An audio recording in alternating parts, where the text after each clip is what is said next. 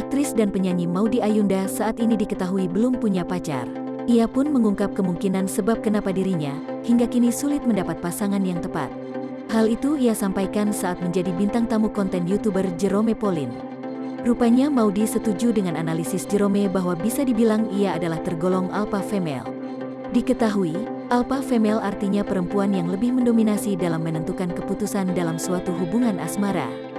Biggest struggle itu karena aku juga sebenarnya pengin orang yang cukup alpha dalam artian juga bisa take a lead pada saatnya, memiliki opini mereka sendiri enggak pushover, jelas Maudy Ayunda, dikutip Selasa, tanggal 7 Desember tahun 2021. Kesemua tindakan itu menurut Maudy penting agar pasangan punya dorongan dan sebagainya.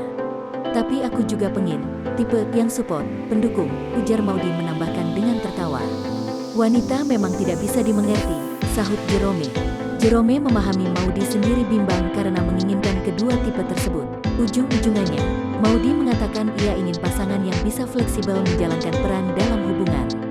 Maudy Ayunda pernah berpacaran dengan pengusaha muda, Arsyah Rashid sekitar 4 tahun lamanya namun berakhir kandas.